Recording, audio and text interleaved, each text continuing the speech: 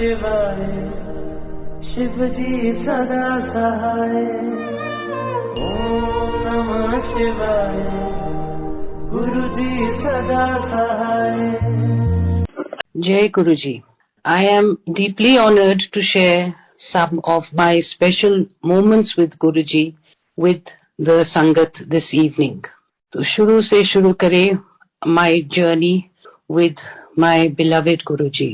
I first met Guruji nearly 20 years ago. He had asked my husband Deepak and my brother-in-law Arun Shourie that I should come and meet him at Empire Estates.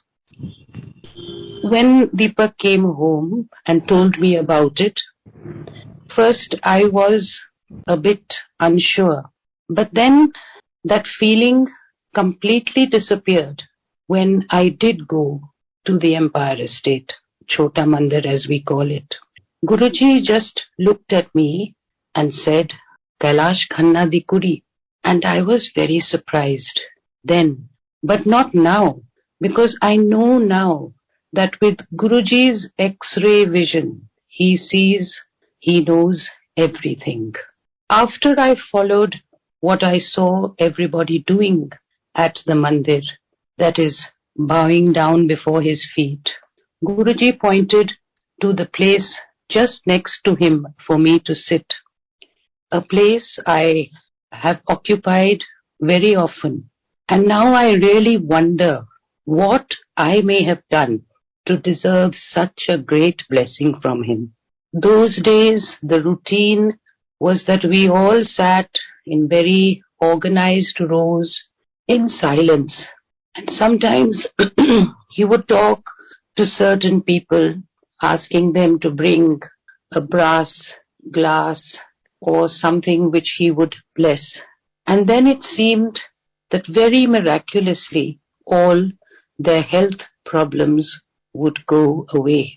Chai prasad was served to all by the sevadars, and at the appointed time everybody received handfuls of the sweet and delicious khara prasad. Then the mats were laid out and the endless amounts of langar, which never seemed to run out, was served. Often devotees pressed his hands and feet, and I did too on many occasions, and the fragrance of roses remained on our hands long after we had all reached home. After this first visit of when I went to see Guruji, he asked me to keep coming to the Chota Mandir. And I remember receiving a small laminated photo of his on a plastic stand which would stand up. And I placed this on my puja along with the idols of Ganesh and Krishna, Lakshmi, Saraswati and Shiva, which were all the gods that I offered my daily prayers right from my childhood. The next morning when I went to do the puja, I found that that very picture had fallen down, and next to it the sindoor in which I kept the sindoor in a small round silver dabbi had also fallen on the puja table, as if it had been upturned, but yet the sindoor was in a perfect round. But the amazing part is that the empty dabbi was not upturned, but it was in the proper upright position, but it was empty. At first I thought maybe somebody has come in and done that, but it was most unlikely because it was very early in the morning. And I thought maybe some rat or something like that had come into the room and had dropped the photo and the sindoor. But I couldn't believe that the rat had managed to put the dabbi back upright. And much later Guruji told me that he had visited me that night and that he came often, and only then did I understand that I had witnessed one of his many chamatkars. In the early days, while at the mandir, I had connected with Roma Sapra, and one day we met at a dinner, And we were sitting together, we were talking about Guruji for a long time. And as is the case with many of us, these connections and talking about Guruji brings tears to the eyes. And I was talking and crying at the same time.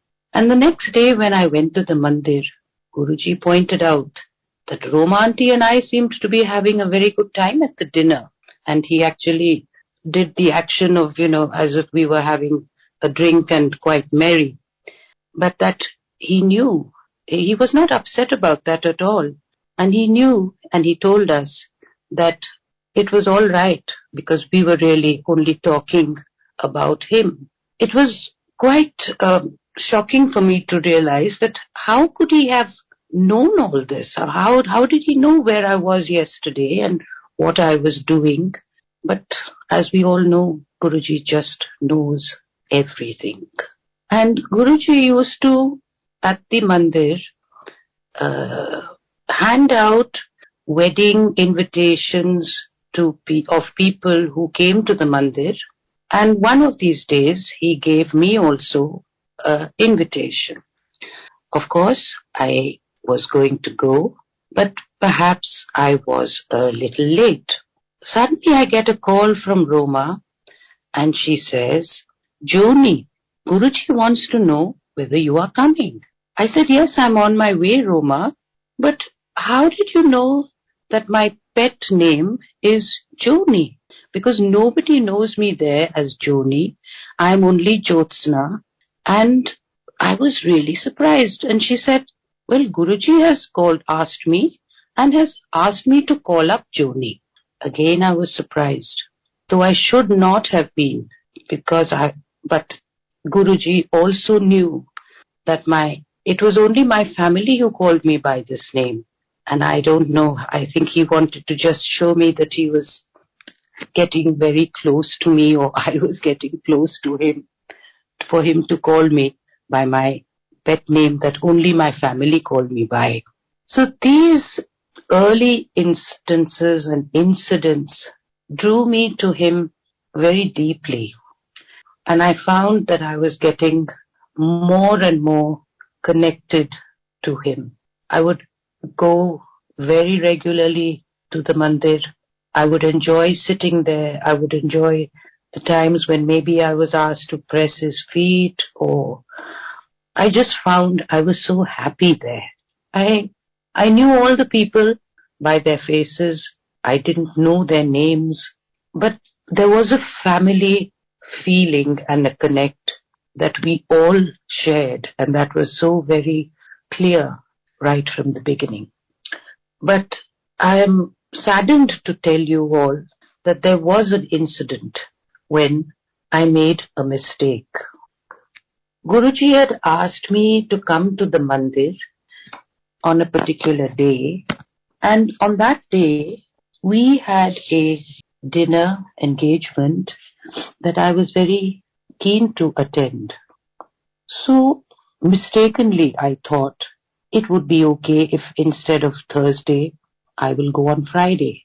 And so my husband and I set off for the dinner, but we never made it, because on the way Deepak, my husband, started feeling very ill with pain in the chest, sweating, and all the parameters of a heart attack. So we had to rush to the hospital. At the emergency room there, the doctors told us that he had 90% blockages in 3 of his arteries, and he would have to go in for immediate surgery.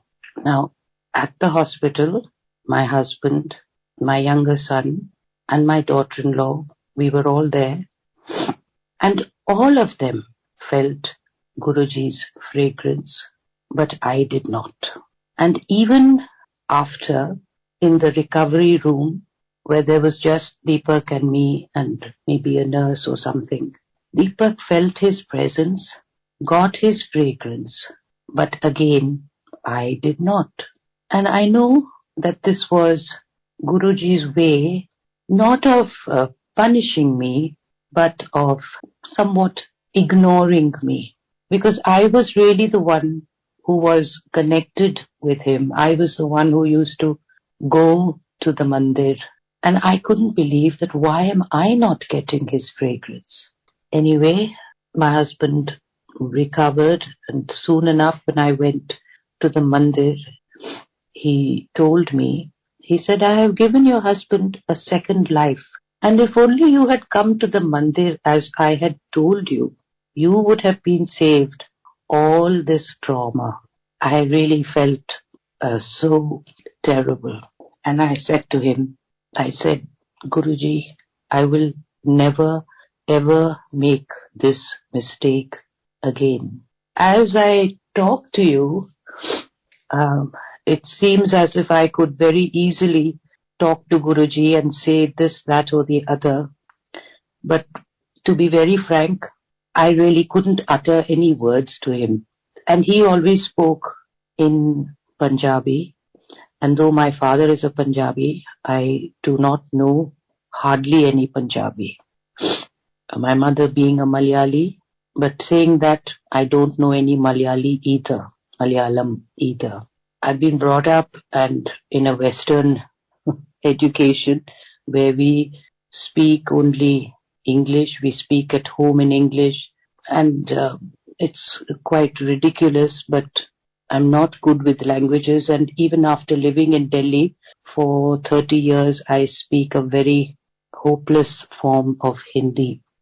So I told JP, I said, you must please excuse me, but if I am to talk and share these experiences, I would not be able to do it in Hindi. So I hope that I'm sure that everyone will understand and will know and follow what I'm trying to say. Now, there are so many beautiful incidences and stories that one can share, and it's difficult to really, because something happens almost every day when you are connected with Guruji. But I remember at our younger son's wedding, on the day of the sangat, we were decorating the house with the flowers. All the relatives and friends and everybody had come from different parts of India and the world. And suddenly I hear my husband call out to me and he said, come quickly. My mother Dadi, as we all called her then, Dadi has passed out. And this was really, we were just about going to be getting ready for the festivities and for the sangeet and so on, which was in the morning. We had it in the morning. Dadi was not keeping good health those days, but she was fine, but she was an old lady and she did have some issues with her health. Well, I ran to Guruji's picture, a big picture that he had given me, and I really cried and prayed. And I said, Guruji, please, not today. Let nothing happen to Dadi today. And I ran down to her room where she was. And you will not believe it, but as I entered her room, Dadi opened her eyes, she turned, and she sat up in her bed. And she recovered so quickly and so fast, as if she had not been ill at all. She sat through all the functions.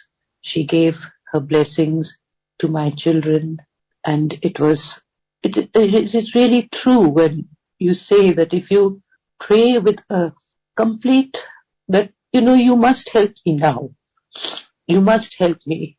That prayer never goes unanswered.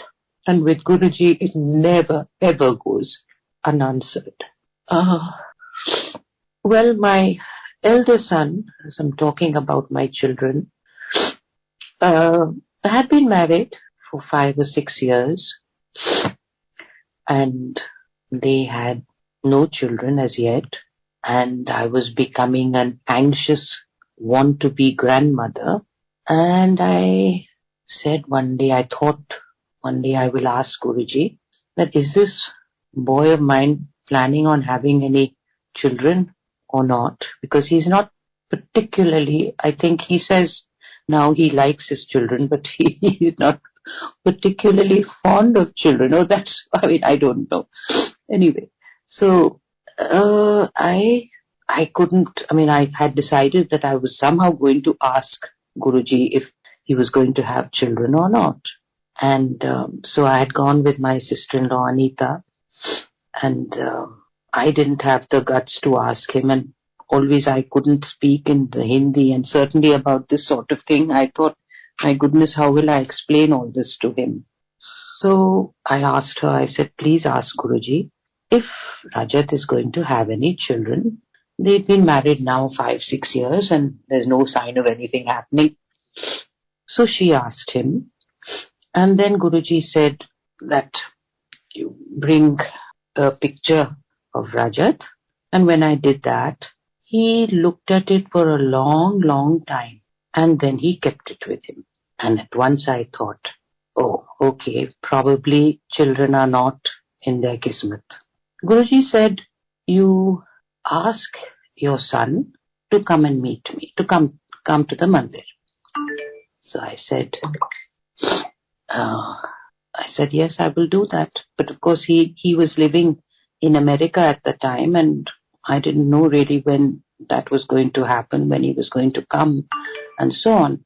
But as it happened, younger son's wedding was also fixed up, and they were coming for the wedding. So I thought when he comes for the wedding, I will take him to see Guruji, him and his wife.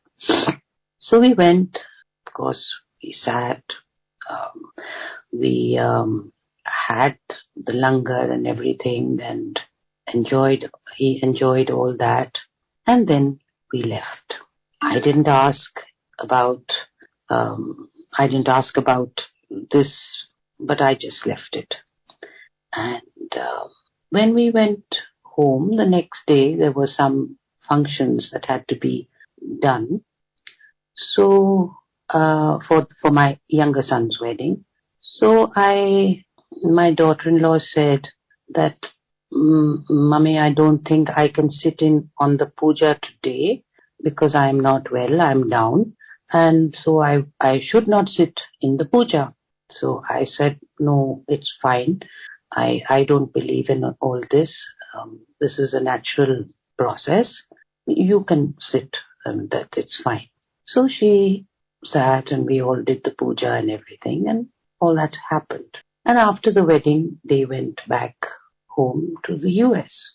And it wasn't even a month. I think it might have been 10 or 15 days later. She called up and she said, Mom, you better sit down. So I said, why? What's happened? And she said, you better take out your knitting needles. She said, I'm going to have a baby. So I said, how can you be pregnant now? You couldn't sit in the puja because you were not well and you were down. How can you be having a baby now? I said, are you sure? And she said, yes, I'm sure. And so it was so strange that happened like that. And then Guruji told me that maine do ditta. And I thought maybe, they'll have one and then another. But no, they had a set of twins. And subsequently, about 7 or 8 years later, they had a second set of twins. So he blessed us with so many children, beautiful boys, and it was really something that was amazing, and something that I'm so grateful and so, well, everyone knows, I guess, what it is to become a grandmother. It's one of the most amazing experiences to go through, and I hope that everybody gets that opportunity. One day I was sitting next to Guruji, and I thought, just this thought came into my mind that I wonder what the Bada Mandir is like, because I had never been there. And he immediately turned to me and said whether I wanted to go to the Bada Mandir. And I said, yes, of course. So I think a lot of the sangat was quickly, given, what is the word he used to use when you have to, agya, I think. Yeah, you were all given agya. And then most of everybody left. There was just Arun and Anita and myself and I think Menaka Gandhi and Guruji. And we went, and Deepak, I think, my husband was also there. And we went to the Bada Mandir, and Guruji walked with us through all the rooms and every part of that home, that mandir, which was his home. We even went into the gufa, the cave, where he showed us where just a single lamp was burning, and he said, this is where I meditate. He showed us his room, and his clothes, and his shoes, and I was amazed. Guruji had the very latest pair of Nike shoes. And I thought, it was a very wonderful Guruji. And yes, it was just amazing that we were able to see it. And there were flowers blooming. And he said, these are all unseasonal flowers that are blooming here. So that was really quite an experience. And I count myself, I don't know, so, more than doubly blessed. It's not something I can even put into words, that why he came and why he took us there. And he used to tell me that I have known you for many, many years. And I said, but then why didn't you call me earlier? Why are you calling me when I am a grown-up woman, almost an old woman? And he said, there is the right time and the right place for everything. I once remember at the Empire Estate, Guruji produced some mishri.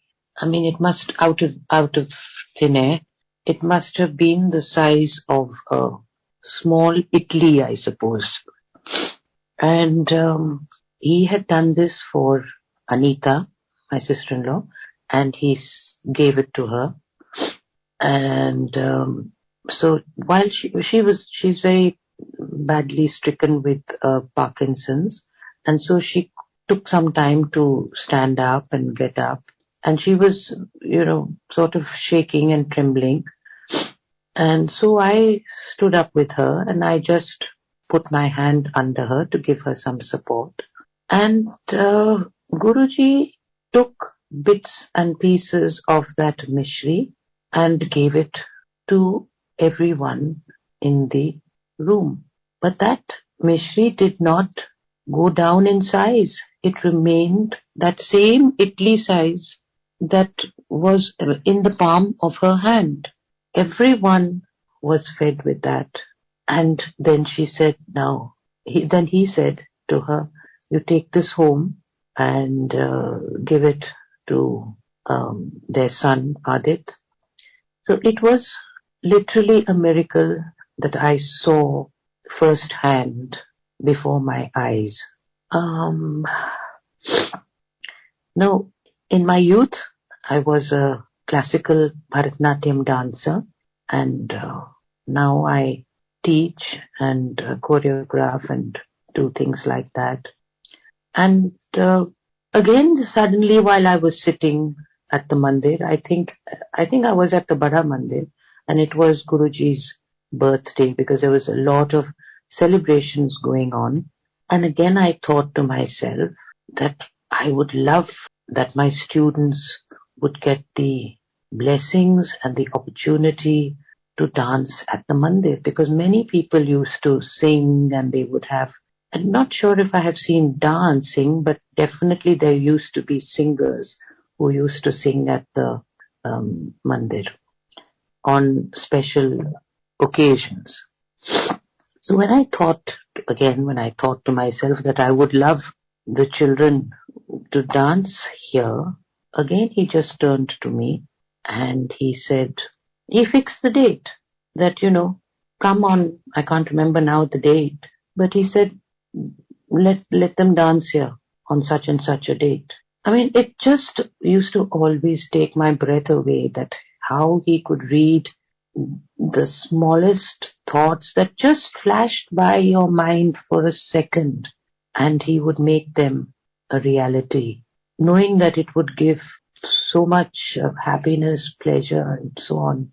It was just something which was, I mean, I know you have all experienced, those of you who have been with him in his roop as a human, or I don't know even what to call it, as a god on earth. We have all experienced these beautiful miracles that he would always perform for us.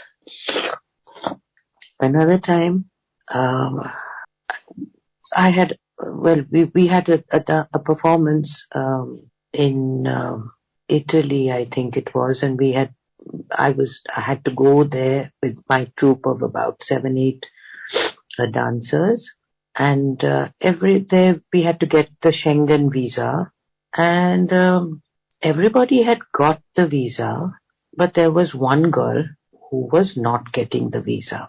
Now, when you dance in a troupe, if that one girl is missing, it's very difficult for the troupe is incomplete, and it's very difficult to really go. And we had to go in the next 2 or 3 days, and this visa was just not coming through. And so when I entered the visa office, I said, Guruji, please let Nitya get her visa today. Please let her get the visa today. Otherwise, we really may not be able to go. And after a bit of waiting about and this, that, and the other, the visa did come through. And of course, I was very happy and I thanked him profusely.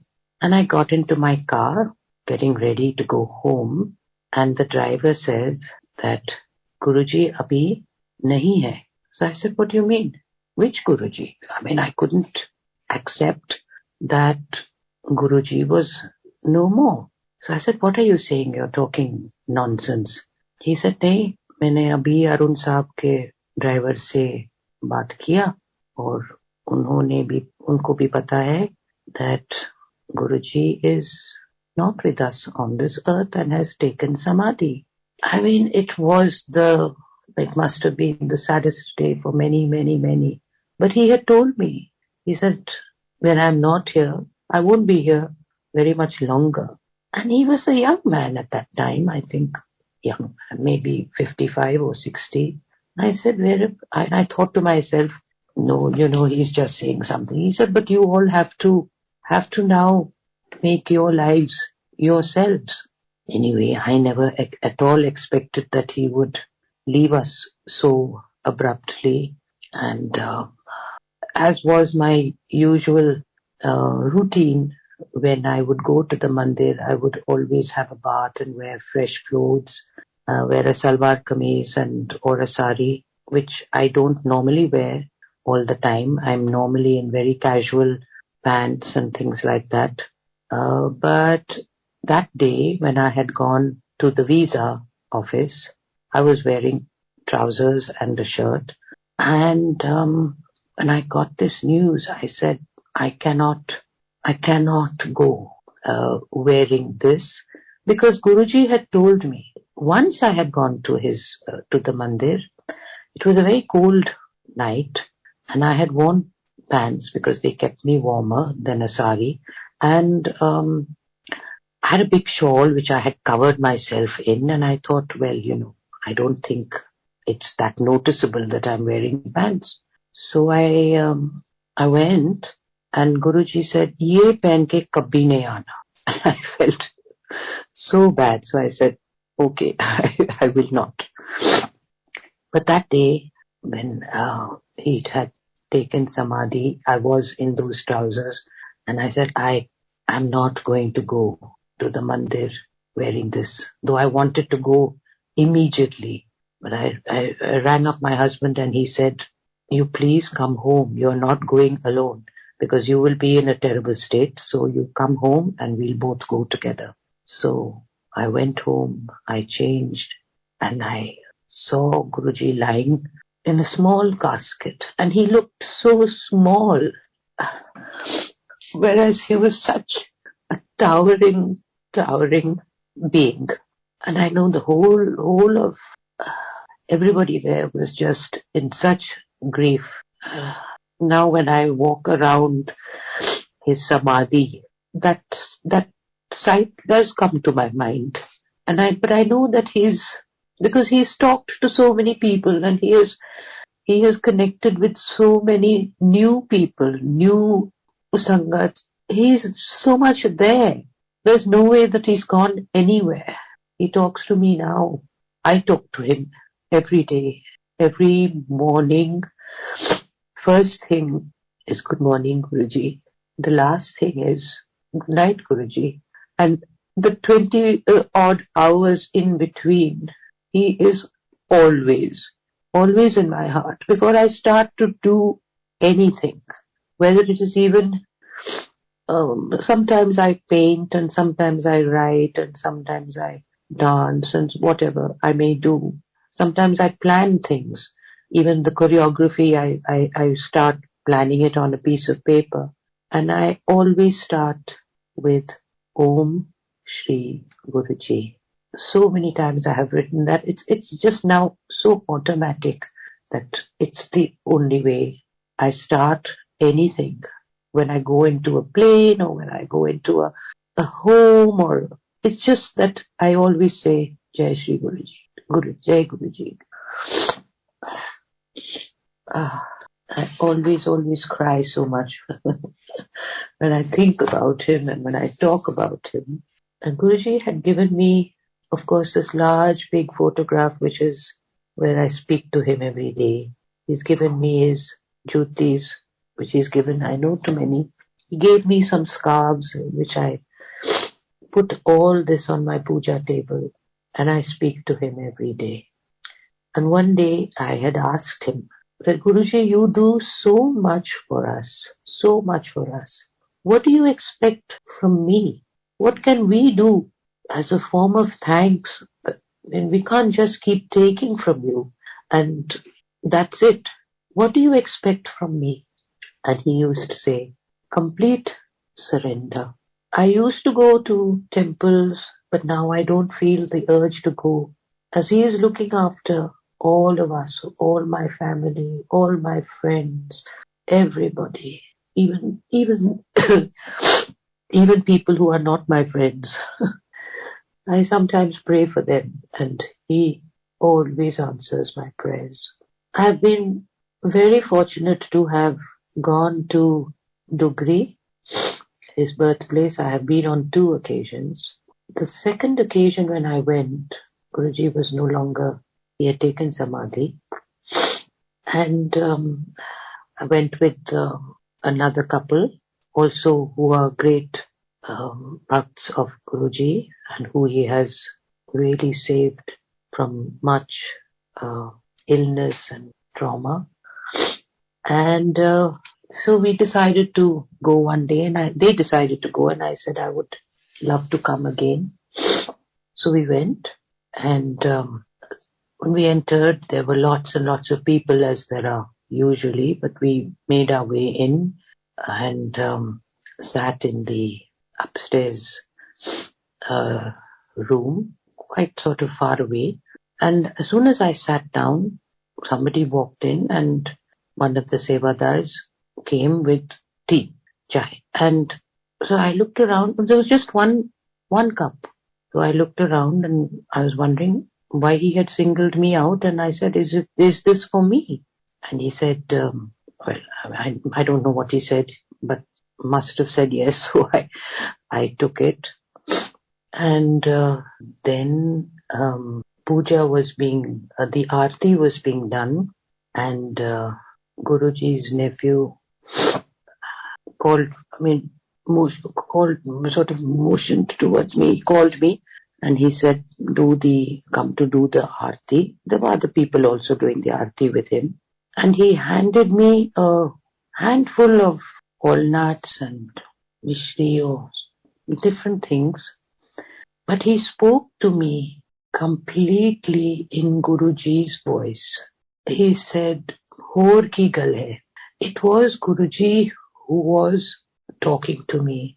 I had not known Guruji's nephew. I had not seen him. I didn't know who he was. But he called to me and it was Guruji talking to me. And we did the Aarti and I felt again, I wonder, what have I done that has given me this huge blessings. We, all of us, this whole sangat is a worldwide family. We are all connected through Guruji. Once I had asked him, I said, Guruji, have you been to America? Because I always used to take his leave when we would go to America to see our son and family there. So I just asked him, I said, have you been to America? And he said, yes, he had been there telepathically. Because people there get his fragrance just like they do here.